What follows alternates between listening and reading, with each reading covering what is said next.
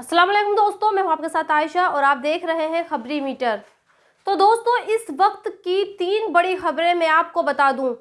पहली खबर यह है कि अमेरिका के कहने के बावजूद इजराइल सीज फायर यानी युद्ध विराम से इनकार कर रहा है और वो लगातार गाजा पर बम बरसा रहा है। अमेरिका के एक सांसद ने ये कहा था कि गाजा में निर्दोष नागरिकों की मौतें बहुत ज़्यादा हो रही हैं, लिहाजा अब इजराइल को युद्ध के नियम मानने चाहिए। लेकिन इजराइल की सेना लगातार नॉर्थ गाजा में एंटर कर रही है और वहां हमास की बनाई सुरंगों को बुलडोजर से जाकर नष्ट कर रही है। दूसरी खबर यह है कि अमेरिका ने ईरान और इराक में एयर स्ट्राइक की है। अमेरिका का कहना है कि चूंकि इन देशों में उसके नागरिकों पर हमले किए गए, लिहाजा अब वो इन्हीं दोनों देशों पर हमला कर रहा है और ये कह रहा है कि वो ऐसा अपने नागरिकों की सुरक्षा के लिए कर रहा है। और तीसरी बड़ी खबर यह है कि अमेरिका के एक ड्रोन को यमन में हूती ने मार गिराया है।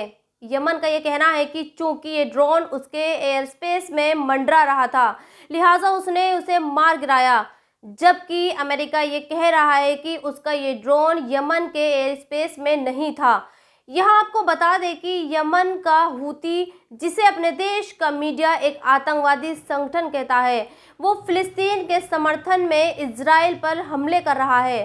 चूँकि हूती को सूडान में अपने क्षेत्र में आने की इजाज़त नहीं दी, लिहाजा उसने इजराइल से करीब 2200 किलोमीटर दूर अपने ही सीमा में ड्रोन हमले किए, जिसके बाद अमेरिका ने इजराइल के समर्थन में अपने ड्रोन यमन में भेजे, जिन्हें हूती ने अब उड़ा दिया। फिलहाल आप आसान शब्दों में ये समझिए कि अब ये युद्ध सिर्फ इजराइल और हमास के बीच नहीं रहा, बल्कि युद्ध अब 3 देशों के बीच लड़ा जा रहा है और एक तरफ ईरान, इराक और यमन है और दूसरी तरफ इजराइल और अमेरिका। खैर, इस बीच आप इजराइल से आई इन तस्वीरों को भी देखिए। इजराइल की सेना के अधिकारी फिलिस्तीन की एक औरत को गिरफ्तार करने के लिए आए हैं। जानते हैं ये गिरफ्तारी क्यों हो रही है? क्योंकि इस औरत ने अपने व्हाट्सएप स्टेटस पर हमास के समर्थन वाला स्टेटस लगाया था, जिसके बाद इसे गिरफ्तार कर लिया गया है और अब ये स्टेटस को लगाने के जुर्म में 1 साल की सजा भुगतेगी।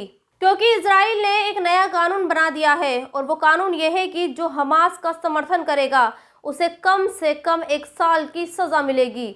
वैसे कल अपने देश में अलग अलग जगहों पर 3 लोगों को गिरफ्तार किया गया। जिन 3 तस्वीरों को आप देख रहे हैं, ये वही लोग हैं। इनमें ये दाढ़ी वाला शख्स वजीहुद्दीन है, जो अलीगढ़ मुस्लिम यूनिवर्सिटी में पीएचडी होल्डर है। इसे यूपी एटीएस ने गिरफ्तार किया गया है।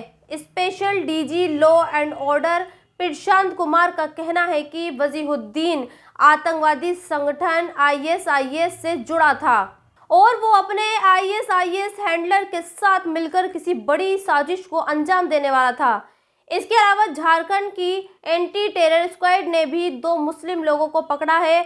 इन पर भी इल्ज़ाम लगाए हैं कि ये आईएसआईएस के लिए काम कर रहे थे। पुलिस का भी ये कहना है कि इनमें से हसनीन नाम का एक शख्स आतंकवादी संगठन आईएसआईएस की आइडियोलॉजी का प्रचार प्रसार कर रहा था।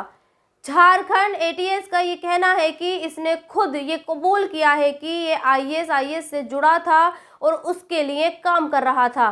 इसके अलावा झारखंड एटीएस ने नसीम नाम के एक और शख्स को गिरफ्तार किया है। इस पर इल्ज़ाम है कि ये इजराइल जाकर अल अक्सा मस्जिद पर जाकर अटैक करना चाहता था, ताकि यरूशलेम में मौजूद मुसलमानों की तीसरी सबसे बड़ी मस्जिद को इजराइल के कब्जे से आज़ाद करा सके। खैर, इन तीनों की गिरफ्तारी ने एक बार फिर देश में मुसलमानों के प्रति नफरत को बढ़ा दिया है, क्योंकि इनकी गिरफ्तारी के बाद अपने देश का गोदी मीडिया अब ये सवाल उठा रहा है कि देखिए, हमास और आईएसआईएस जैसे आतंकी संगठनों जैसी मानसिकता वाले लोग अपने देश में भी मौजूद हैं।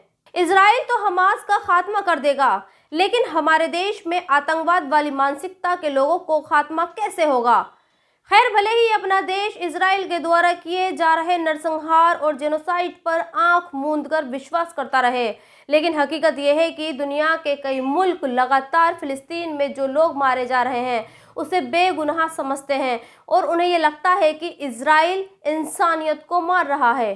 जिनमें अमेरिका की ये 2 सांसद हैं, कल भी मैंने अपने एक वीडियो में इन दोनों का जिक्र किया था और आज फिर से कर रही हूँ, क्योंकि ये दोनों सांसद लगातार फिलिस्तीन में मारे जा रहे लोगों की हिमायत कर रही हैं।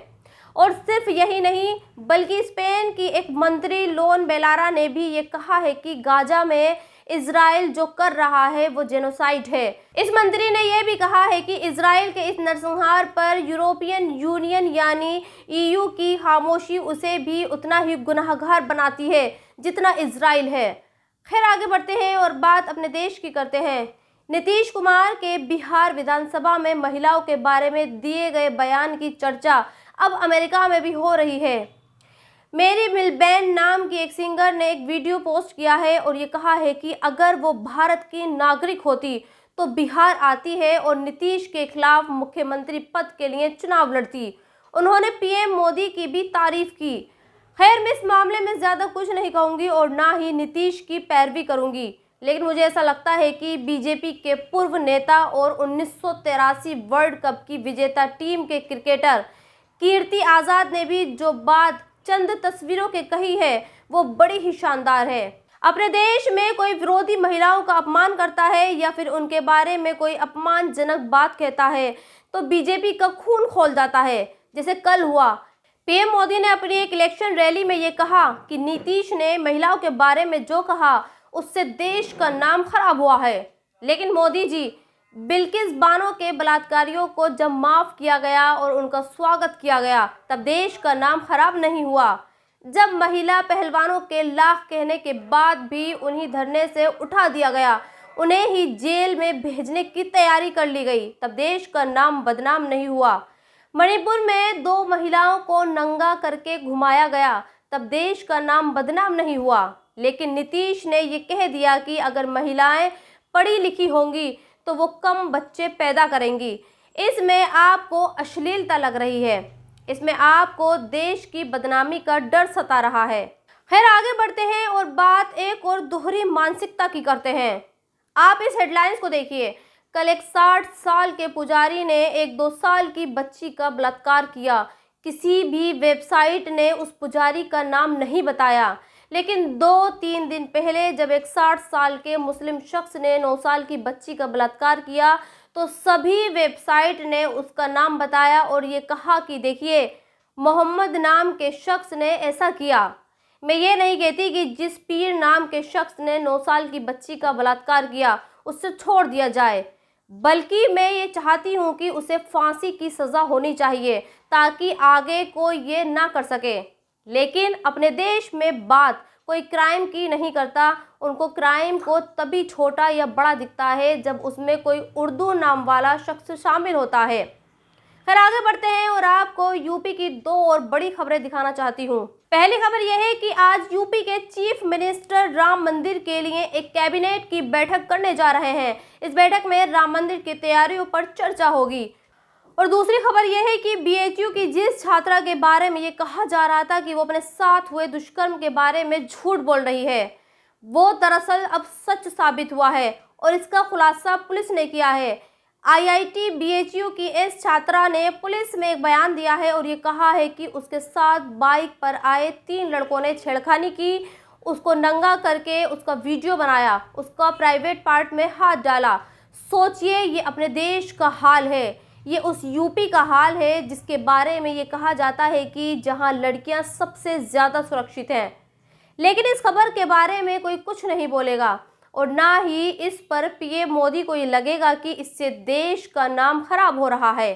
और तो और मथुरा का ये सीसीटीवी भी योगी और अपने मोदी जी को नज़र नहीं आएगा, जिसके बारे में ये कहा जा रहा है कि ये सीसीटीवी एक स्कूल का है जहां गोविंद नाम के एक टीचर ने 9वीं क्लास में पढ़ने वाली लड़की के साथ रेप करने की कोशिश की। पहले वो उसे अपना प्राइवेट पार्ट दिखाता है और जब वो इनकार करती है तो फिर वो उसे ज़बरदस्ती पकड़ने की कोशिश करता है। लेकिन ये सब योगी और मोदी जी को नहीं दिखेगा, उन्हें बस नीतीश कुमार के बयान में महिलाओं की इज्जत तार तार होती दिखेगी। वैसे यहाँ आपको ये बता दें कि नीतीश ने विधानसभा में महिलाओं के बारे में जो कहा उस पर वो शर्मिंदा है और उन्होंने माफ़ी भी मांग ली है। लेकिन क्या वो लोग माफ़ी मांगेंगे जिन्होंने बिल्किस बानो के बलात्कारियों को रिहा करवाया? क्या वो लोग माफी मांगेंगे जिनके राज में मणिपुर में 2 महिलाओं को नंगा करके घुमाया गया? यकीनन नहीं, क्योंकि इनके लिए गुनाह बड़ा नहीं है बल्कि गुनहगार बड़ा है, और ये उसे ही गुनहगार मानते हैं जिसका ताल्लुक इनसे नहीं होता। फिर आगे बढ़ते हैं और बात प्रदूषण की करते हैं। दिल्ली और आसपास के पोल्यूशन के बारे में तो आप जानते ही होंगे। एक तरफ ये पोल्यूशन दिल्ली वालों का दम निकाल रहा है और दूसरी तरफ इसको लेकर राजनेता के एक दूसरे पर इल्जाम लगा रहे हैं। लेकिन आज आपको इस पोल्यूशन की सच्चाई जी न्यूज़ के एक सीनियर जर्नलिस्ट अनुराग ने बताई है।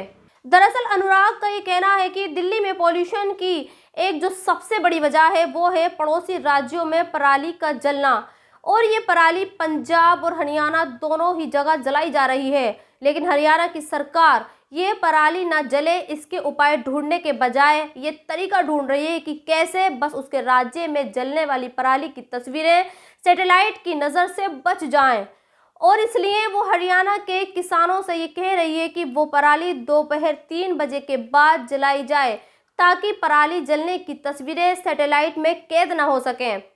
वाकई खट्टर साहब मान गए, और मानना तो उनको भी पड़ेगा जो दिल्ली में बैठकर पंजाब में जलने वाली पराली के लिए केजरीवाल को तो कोसते हैं, लेकिन उन्हें हरियाणा और यूपी में जलने वाली पराली नहीं नजर आती।